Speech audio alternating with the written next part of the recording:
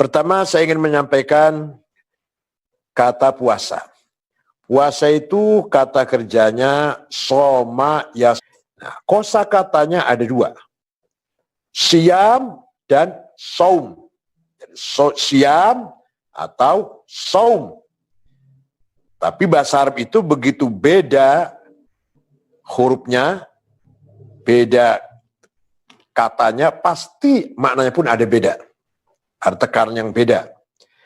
Pertama, makna siam. Siam itu adalah, yang kita tahu salah satu rukun Islam kita, menahan diri dari makan, minum, dan hal-hal yang membatalkan puasa selama 1 bulan Ramadan. Di siang hari, dari imsak sampai ghurub syams, sampai maghrib. Itu namanya siam. Tapi siam itu kurang berarti, kurang bernilai, belum utama lah kalau tidak dibarengi, disempurnakan dengan saum, mencegah diri dari hal-hal yang negatif, terutama mencegah lisan kita, ucapan kita. Di bulan suci Ramadan ini jangan mengumbar perkataan yang jelek, adu domba, fitnah, menggunjing, membuli, menghina. Itu semua larangan Allah dalam Al-Quran. Mencegah semua itu namanya saum. Nah, kemudian saum ini juga harus kita lakukan di luar bulan suci Ramadan ini. Di bulan Ramadan ini kita menjalankan siam dan saum. Tapi kalau di luar bulan Ramadan, saum saja. Dalam hadis qudsi mengatakan, saya tidak membutuhkan laparmu dan hausmu. Kalau kamu tidak meninggalkan perkataan yang keji, perkataan yang kotor, maka tidak ada artinya laparmu dan hausmu itu. Nah, oleh karena itu, kalau siam, sekali lagi, siam ini khusus bulan puasa bulan Ramadan. Kalau saum, sepanjang hidup kita harus kita punya prinsip saum dari hal-hal yang negatif.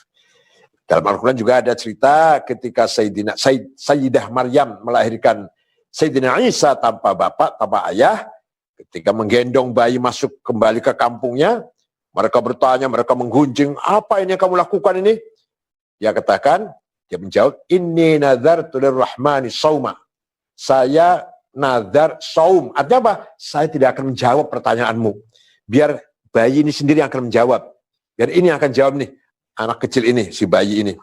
Maka mukjizat Nabi Isa itu bayi yang bisa berkata, masih di pangkuan ibundanya, Siti Maryam.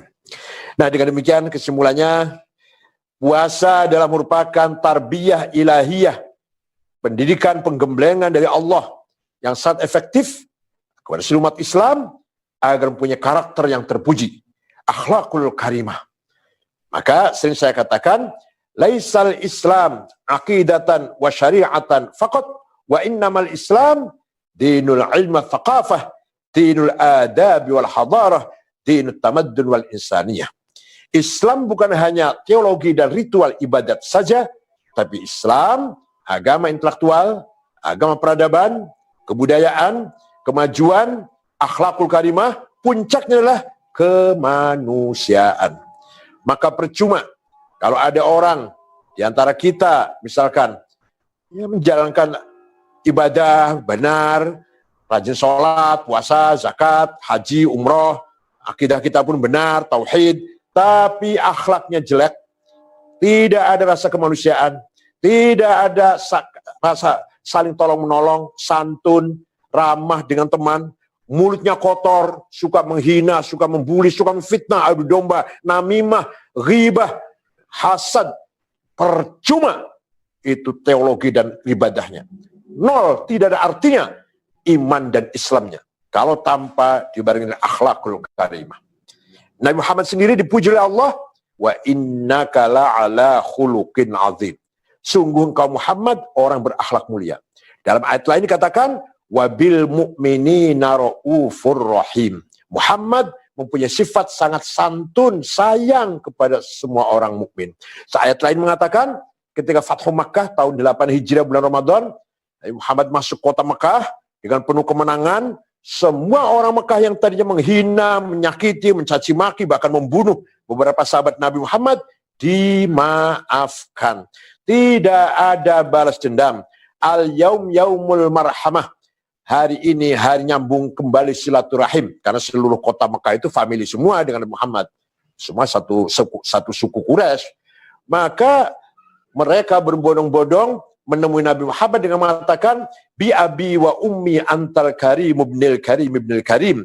Demi ayahku, demi ibuku, engkau memang orang yang mulia, anak dari ayah seorang ayah yang mulia, cucu dari seorang kakek yang mulia. Yang mulia apanya? Akhlaknya. Turun ayat Quran, fabima rahmatim minallahi lintalahum walau kunta faddan ghalidhal qalbi lang faddu min haulik.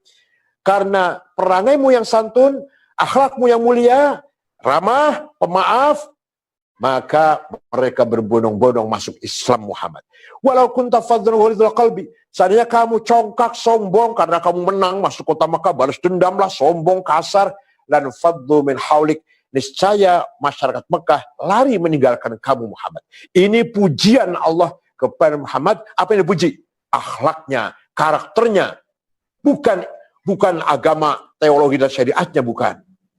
Oleh karena itu dalam syair dikatakan, Ahmad Shauqi Beg, seorang penyair Mesir, wa innamal umamul akhlaqu ma baqiyat fa inhum dhahabat akhlaquhum dhahabu.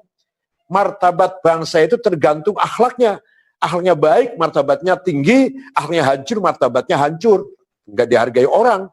Walaupun bangsa itu beriman pada Tuhan, tauhid, menjalankan syariat Islam, sholat, tapi kalau satu sama lain perang saudara tidak berkesudahan, satu sama tidak pernah solid, tidak pernah saling memaafkan, permusuhan perang saudara 40 tahun, antar suku, antar partai politik, antar kelompok, walaupun semua tauhid, walaupun semuanya itu menjalankan syariat Islam, itu percuma, martabatnya hancur di mata dunia internasional, tidak punya martabat di mata dunia internasional.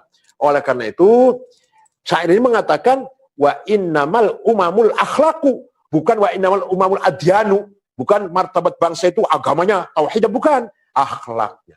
Sementara kita melihat beberapa negara bangsa tidak tauhid pada Allah, agamanya non-muslim, tidak tauhid, bahkan musyrikin lah, tapi akhlaknya baik, budayanya baik, solid, nggak pernah damai, nyaman, aman, tentram kayak negara Swedia, Swiss atau negara Skandinavia lah. Itu aman, tentram, adil, tenang, tidak ada kriminal, nggak ada korupsi, nggak ada saling perang saudara. Betapa kita menghormati bangsa mereka seperti ini. Kita yang tauhidnya benar, syariatnya benar, malu kalah jauh dengan mereka yang kita anggap tauhidnya keliru, agamanya keliru, teologinya salah, syariatnya enggak benar, tapi mereka berakhlak, berbudaya. Sebenarnya kita umat Islam harus lebih baik dari mereka karena kita punya panutan yaitu Rasulullah SAW dan punya kitab suci Al-Quran. Nah, kembali ke masalah saum. Nah, puasa ini sebenarnya mendidik, menggembleng kita semua agar berakhlakul karimah, jujur. Nah, kalau kita haus, lapar, nggak minum, nggak makan, padahal nggak ada yang tahu, berarti jujur. Nah, kalau minum ya berarti nggak puasa. Maka puasa ini mendidik kita agar kita ikhlas, berperilaku jujur, tidak berkhianat. Nah, Al-Quran dalam surat Al-Hadid ayat 16 mengatakan firman Allah, alam ya'ni lilladzina amanu an takhsha'a qulubuhum li dzikrillahi wa ma nazala minal haqq wa la yakunu kalladzina utul kitaba min qabl fatala 'alaihimul amadu faqasat qulubuhum wa katsirum minhum fasiqun. Ayat ini Allah bertanya kepada orang mukmin, kita semua ini yang sudah beriman. Yang ditanyakan bukan berapa ratus rakaat kamu tahajud, berapa miliar kamu sedekah, berapa masjid kamu bangun, berapa kali kamu haji atau umrah, berapa khatam kamu baca Quran. Itu semua baik, Tapi ayat ini tidak bertanya tentang itu. Ayat ini bertanya bagi orang mukmin, kapan memiliki hati yang khusyuk? Masalah hati ini. Alam ya'ni lilladzina amanu an takhsha qulubuhum. Yang ditanyakan bukan berapa kali kamu sholat, bukan berapa masjid kamu bangun, berapa yatim piatu kamu bantu, berapa kali kamu haji, bukan. Tapi hati, kapan kamu menjadi hati yang khusyuk. Nah, khusyuk apa? Lidzikrillah, zikir kepada Allah. Ingat pada Allah. Zikir bukan hanya lisan, bukan hanya oral, tapi hati harus selalu zikir kepada Allah. Wa ma nazzala minal haq. Dan sampai kapan hati orang mukmin layak menjadi tempat bersemayamnya kebenaran. Bagaimana kita berusaha hati kita ini menjadi tempatnya kebenaran. Hal-hal yang positif. Kalau dalam istilah Ihya Ulumuddin, istilah Imam Ghazali, munjiat. Hal-hal yang positif. Taubat, wara, zuhud, tawakal, ridho, syukur, tumakninah, istiqomah, ma'rifat. Kapan tuh hati kita diisi dengan itu? Puncaknya kebenaran, haqiqatul haqa'iq, ummul haqiqah, induknya hak adalah Allah itu sendiri. Artinya, kapan hatimu wahai orang beriman layak menjadi tempatnya Allah? Ini bahasa kiasan ya, bukan bahasa Allah tempat, bukan. Kapan hatimu layak menjadi tempatnya kebenaran? Puncaknya kebenaran adalah Allah itu sendiri. Oleh karena itu, Quran melanjutkan, memberi contoh, jangan sampai seperti umat terdahulu. Umat Nasara dan Yahudi, mereka punya agama, mereka punya nabi, punya kitab suci, punya syariat, punya undang-undang, aturan, tapi hatinya keras, angan-angannya panjang, tidak lepas dari hedonis, egois, takabur, ya, tamak, rakus, sombong. Maka walaupun mereka punya agama, walaupun mereka punya kitab suci, walaupun mereka punya nabi, tapi wa katsirum minhum fasiqun, sebenarnya mereka kebanyakan tergolong orang yang fasik. Jangan-jangan kita termasuk itu, jangan-jangan. Kita punya kitab suci, kita punya agama, kita punya syariat, kita punya ibadah, tapi hati kita keras, angan-angan yang nggak pernah tuntas, ya, kemauan yang nggak pernah habis, ya, kepentingan nggak pernah selesai, tamak, rakus, egois, hedonis. Wah, kita termasuk wa katsirum minhum fasiqun. Kebanyakan kita termasuk orang fasik, padahal kita sholat, ya haji, ya umroh. Kalau hatinya kotor, kalau hatinya isinya muhlikat, hal-hal yang negatif, sombong, hasud, dengki, sum'ah, fitnah, adawah, baghdha, su'udzon, itu namanya muhlikat. Kalau yang tadi sabar, tawakal, itu namanya munjiat. Kalau hati kita isinya muhlikat, percuma kita menjalankan syariat Islam, menjalankan ibadah, ritual, kalau hati kita isinya muhlikat. Dan dalam hati itu, sedikit masalah hati, dalam hati itu yang paling penting adalah apa? Yang paling dekat bagian hati adalah basirah. Basirah itu the eye of heart, inside ya, outside. Jadi mata hati, mata batin. Kalau mata yang kita mata kasar namanya basar, kalau hati basirah. Dalam Al-Quran dikatakan balil insanu ala nafsihi basirah. Manusia itu punya basirah, setiap manusia. Apa basirah itu? Untuk apa basirah itu? Fungsinya apa? Fa'alhamaha fujuraha wa taqwaha wa hadainahun najdain qad tabayyana ar-rusydu minal ghayy. Mata hati itu fungsinya untuk membedakan mana baik, mana buruk, mana benar, mana salah, mana adil, mana zalim. Semua orang tahu. Jangankan orang yang sekolah, yang nggak berpendidikan pun tahu. Jujur itu benar, kalau khianat itu salah, jujur itu baik, kalau bohong, menipu itu keliru, salah, itu jelek, akur itu baik, bertengkar itu jelek. Semua orang tahu itu. Itu dari mana taunya? Dari basirah. Kalau sudah tahu seperti itu dari basirah, maka basirah akan estafet pada bagian qalbu yang kedua, namanya dhamir, atau bahasa Inggris namanya conscience. Nah, itu dhamir itulah yang akan menerima pendapatnya basirah, ini benar, ini salah. Nanti dhamir itu akan mengeluarkan perintah atau larangan. Kalau kamu sudah tahu itu benar, jujur itu benar, if'al, lakukan, do it, jalankan. Kalau kamu sudah tahu korupsi itu salah, don't do that, la taf'al. Itu yang bersuara itu namanya dhamir namanya. Dalam hati kita semua ada semuanya itu. Kalau tahu, jujur itu baik, adil itu baik, akur itu baik, bersatu itu baik, if'al, lakukan itu, do it. Kalau tahu bertengkar tuh jelek, hasud, dengki, permusuhan tuh jelek. Sesama umat Islam misalkan, sama saudara bertengkar jelek. La taf'al, don't do that. Itu yang bersuara itu namanya konsens, domir. Kalau sudah domir itu bersuara, kemudian kita melakukan sesuai dengan suara domir tadi, maka akan ada suara fuad. Itu apa? The depth of heart, nurani, yang akan memberikan vonis, kamu benar. Kamu sudah tahu, jujur itu baik. Kemudian kamu jujur, maka vonis, ada suara dari hakim yang vonis, kamu benar. Kamu tenang, kamu happy, kamu enjoy. Udah, sakinah, kamu tumakninah. Tapi kalau kata domir, korupsi itu salah, kemudian jangan dilakukan. Kita lakukan korupsi, maka hakim akan bersuara keras, menjalin vonis, kamu salah. Kamu salah. Kamu kurang ajar. Kita hidupnya akan gelisah. Tidak bisa tidur. Karena hakimnya nggak bisa disuap. Hakimnya nggak bisa dimanipulasi. Nggak bisa dibohongin. Siapa hakimnya? Domir. Domir. Depth of heart. Hati kita sendiri, nurani kita sendiri. Yang bersuara kamu salah atau kamu benar. Nah, disinilah agama sangat penting. Bagaimana mendorong agar kita mempunyai zauk, intuisi yang cerdas. Intuisi yang sebagai media yang selalu menerima khawatir, limpahan, direct illumination dari Allah. Yang bahasa agama namanya hidayah, petunjuk, itu namanya direct illumination, yang diterima oleh zauk, intuisi yang ada dalam kalbu kita. Itu kalau kita ikutin hidayah itu, dan kita dapat hidayah dan kita ikuti, maka kita menjadi umat atau menjadi manusia yang berbahagia, tenang, nyaman, damai dengan diri kita, damai dengan keluarga, damai dengan lingkungan, damai dengan seluruh dunia. Ini sebenarnya hakikatnya hati kita harus seperti itu sebenarnya. Kalau tidak, nah disinilah kalau tidak. Sudah tahu salah. Dan domir mengatakan, jangan lakukan. Kalau kita lakukan, maka dimulai dari pertama kali kita merasa salah, gelisah.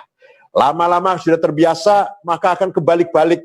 Nanti menganggap yang benar itu keliru, desa, kampungan, segitu ada kesempatan baik kalau kamu nggak mau ngambil, ini kesempatan baik nggak, belum tentu terulang, kamu nggak mau ngambil. Malah kita menyalahkan orang yang benar. Ada teman benar malah kita salahkan. Yang salah dianggap benar, dianggap manusiawi, dianggap maklum, kita korupsi dikit-dikit, maklum. Kalau nggak mau korupsi, kampungan, desa, kamu nggak ngerti, nggak pengalaman kamu ini, kurang pengalaman, nggak mau korupsi, ambil dikit aja nggak mau. Nah ini kebalik-balik sudah. Yang benar dianggap kampungan, yang salah dianggap manusiawi, maklum lah itu. Nah ini sudah kebalik-balik namanya, yang ma'ruf jadi mungkar, yang mungkar jadi ma'ruf. Kalau sudah seperti ini, itu namanya dhalun mudillun. Orang yang sesat dan menyesatkan. Nah, kalau kita lihat, saya tidak menuduh siapa-siapa, di kita ini, di Indonesia ini banyak sekali orang seperti ini, yang salah dianggap keliru, yang dianggap benar, yang salah dianggap benar, yang benar dianggap keliru. Dianggap ketinggalan zaman, nggak mau ngambil, nggak mau ikuti zaman, ketinggalan kamu ini. Malah bahkan kalau ada temannya benar, diketawain. Ada teman satu kantor kok jujur, bersih, diketawain. Diajak salah, nggak mau, diketawain. Bahkan kita nggak suka berteman dengan orang benar, berteman, bergaul dengan orang jujur, bersih, nggak suka. Maunya berteman dengan yang mau sama-sama korupsi, sama-sama menyimpang. Ini sudah berarti sudah fi qulubihim marad fazadahumullahu marada.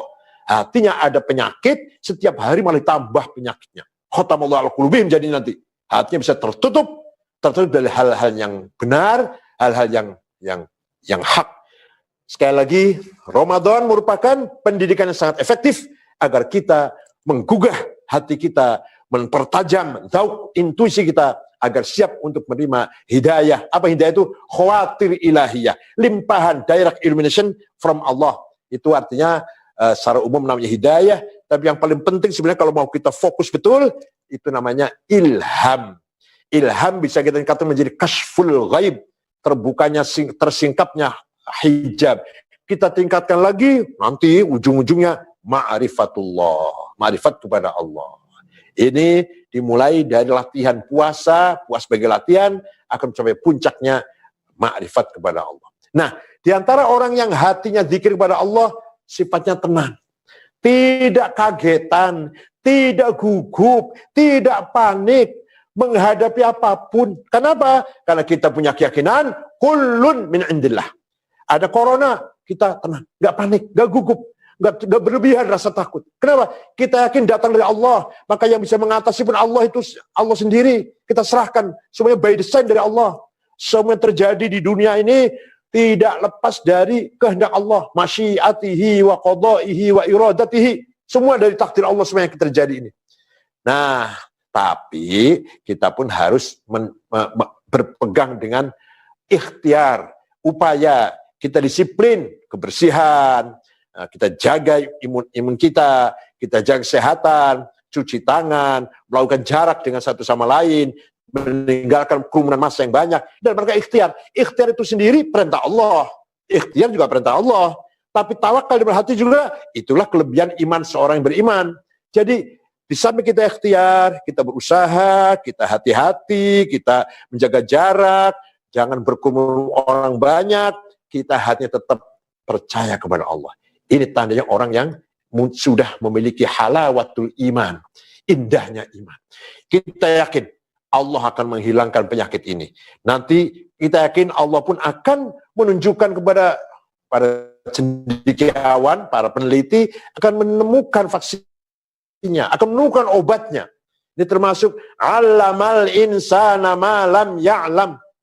Ternyata ada sesuatu yang kita bodoh ya. Tahu-tahu tiba-tiba ada virus corona. Tadinya kita seperti nggak tahu apa-apa kan, seperti nggak ada apa-apa kan. Tiba-tiba, ada virus corona. Ini salah satu pelajaran dari Allah agar kita tahu masih ada hal-hal yang banyak yang kita masih bodoh, kita masih tidak mengetahui. Diuji dengan corona, manusia semua kelabakan, jempalitan. Bagaimana usahanya mengatasi? Itu artinya alamal insana ma lam ya'lam. Masa lalu ada HIV/AIDS, alhamdulillah sudah ditemukan obatnya, temukan penangkalnya. Pak, coba lagi dengan ujian corona ini. Ada lagi yang MERS. Coba, itu semua untuk mendorong manusia agar selalu cerdas, berpikir, memahami sunnatullah, memahami desain Allah. Kalau kamu begini, akibatnya ini, maka jalan keluarnya begini. Inna likulli da'in dawa. Setiap penyakit ada obatnya. Setiap sesuatu yang terjadi pasti ada musababnya, ada sebab musababnya. Nanti ada jalan keluarnya. Itu semua sudah by design, namanya sunnatullah. Tapi jangan sombong, jangan kemudian saya tidak takut corona. Ayo jangan takut corona. Kita terus melakukan pengajian rame-rame. Kita jangan percaya itu akan ada penularan. Kita tawakal pada Allah. Itu namanya sombong. Kalau dikatakan seperti itu namanya sombong. Sepertinya mengatakan, saya orang baik, saya orang soleh, saya orang istimewa, maka saya nggak akan kena corona. Sombong. Harusnya dalam hati saja, saya tidak takut corona. Dalam hati, saya tidak takut corona. Yakin Allah akan menyelamatkan kita semua. Karena kita orang baik-baik, orang beribadah lah. Orang yang bertakwa kepada Allah, insya Allah akan dilindungi dari corona. Dalam hati, itu tanda orang yang berimannya kuat. Tapi kalau dipidatokan, saya tidak takut corona, itu takabur, itu sombong itu, karena menganggap dirinya orang hebat, orang istimewa, maka saya nggak tahu corona, sombong itu. Sebaiknya simpan dalam hati kita tidak takut corona, tawakal pada Allah. Itu termasuk salah satu tanda halawatul iman. Di sini pentingnya kita beriman, pentingnya kita berkarakter, pentingnya kita bertakwa kepada Allah, hadir selalu bersama Allah, atau sadar bahwa Allah sudah hadir bersama kita. Banyak sekali orang salah menerjemahkan bertakwa kepada Allah. Ya ayyuhan nas ittaqullah, takutlah pada Allah. Bukan takut, takwa itu. Takut itu bukan takut. Bahasa Arabnya maknanya bukan takut. Kalau ikhsyallah itu berarti takut. Khosya yakhsha atau khofa yakhofu takut. Kalau takwa waqayaqi wiqayatan, menjaga diri agar kita hubungan selalu dengan Allah dengan baik. Menjaga dengan hubungan dengan Allah itu namanya bertakwa. Bayangkan Bapak Ibu sekalian, hidup di era sekarang ini, era yang sangat maliun bil fitnah wal mihnah. Kita hidup di tengah-tengah era yang penuh dengan fitnah dan mihnah. Dulu saya waktu masih kecil, kalau ingin nonton bioskop, harus berangkat ke kota Cirebon 20 km. Berapa itu ongkos mobilnya? Dan cari waktu yang senggang. Dulu ketika kita akan nonton, harus pergi jauh. Itu pun sembunyi-sembunyi takut pada orang tua. Sekarang, ya Allah, hanya melalui dengan HP yang bisa kita bawa kemana-mana, mau cari apa di situ ada. Memang bisa dijadikan hal yang positif. Ada Google, ada berita yang positif, tapi yang mungkarat juga sangat banyak di situ. Oleh karena itu, di era sekarang ini justru lebih membutuhkan ajaran tasawuf tadi, tazkiyatun nafas, lebih kita butuhkan daripada masa lalu sebelum ada HP, sebelum ada WhatsApp, sebelum ada YouTube, sebelum ada Google. Lebih kita butuhkan sekarang pendidikan karakter ini. Semua manusia, termasuk saya, mempunyai hawa nafsu. Ini anugerah dari Allah. Hawa nafsu ini ada dua. Ghadabiyah, amarah, egois, ambisius, namanya ghadabiyah. Saya harus menang. Saya harus jadi ketua PBNU. Saya harus jadi gubernur. Saya harus jadi rektor. Itu namanya hawa nafsu ghadabiyah. Tapi kalau nafsu ini kita manage dengan baik, saya ingin jadi ketua PBNU. Niatnya baik. Caranya baik. Tujuannya baik. Itu mardhatillah. Maka hawa nafsu ghadabiyah ganti namanya himmah, cita-cita. Nabi Muhammad mempunyai cita-cita, saya harus menang menyebarkan Islam ini.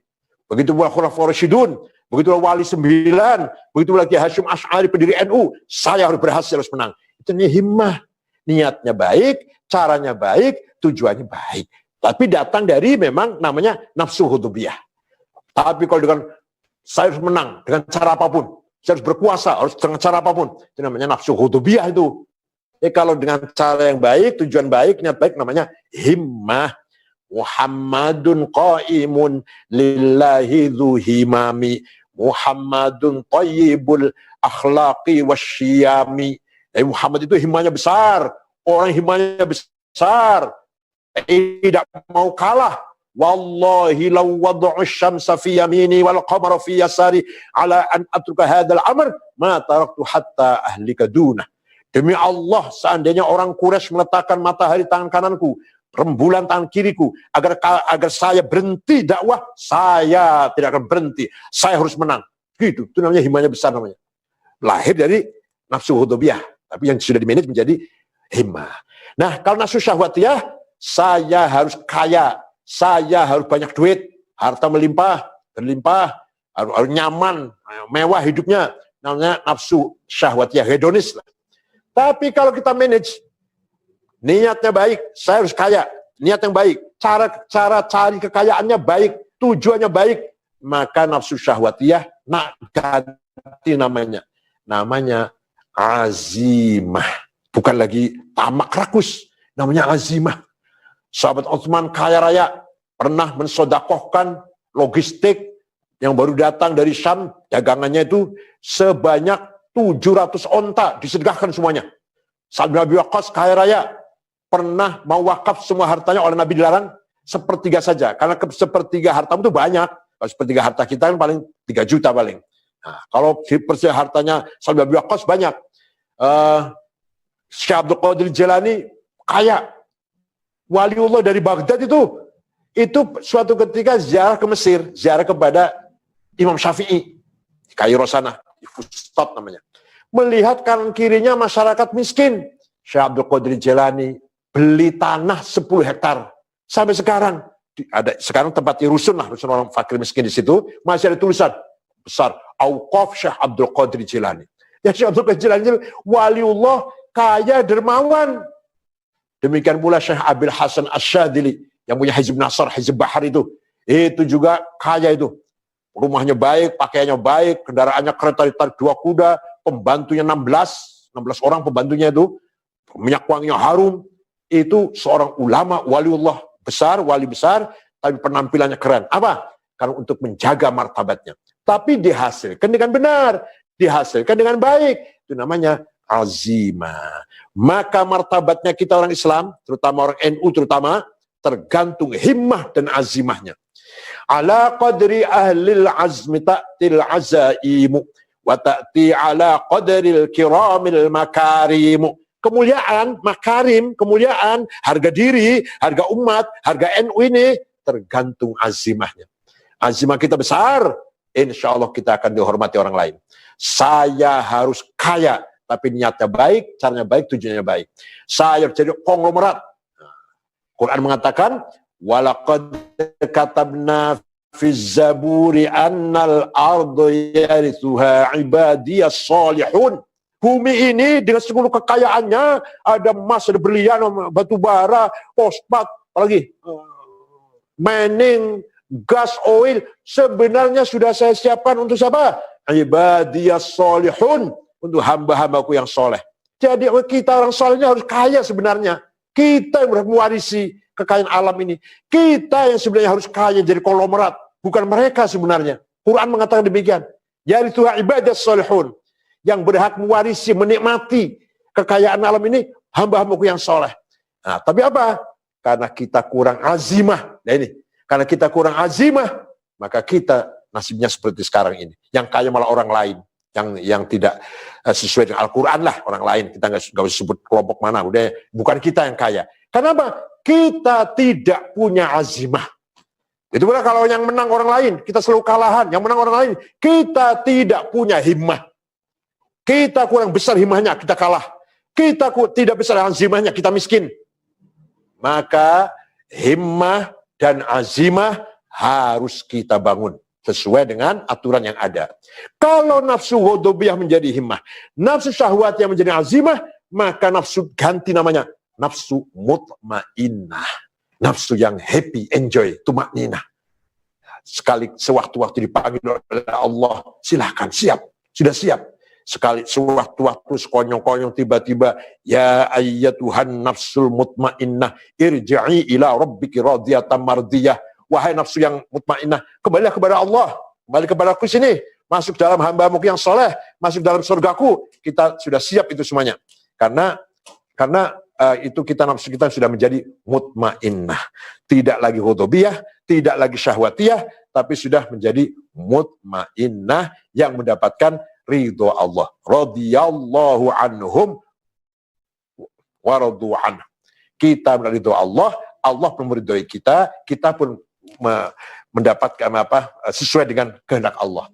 Itu barangkali pelajaran dari Ramadan yang sangat efektif, yang sangat tadzkir, sangat tajam, yang sangat berharga, tarbiyah ilahiyah agar kita menjadi umat yang bermartabat, umat yang punya harga diri, yang berkepribadian, punya karakter akhlakul karimah, yang dijadikan sesuai dengan dihendaki oleh Allah dalam Al-Quran, menjadi ibadis solihin.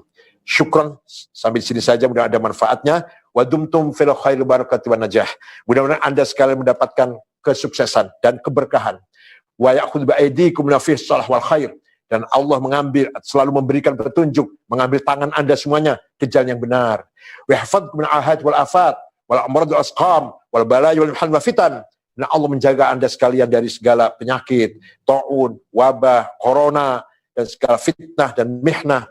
Kita mudah-mudahan dijadikan Allah sebagai ibadillahis salihin.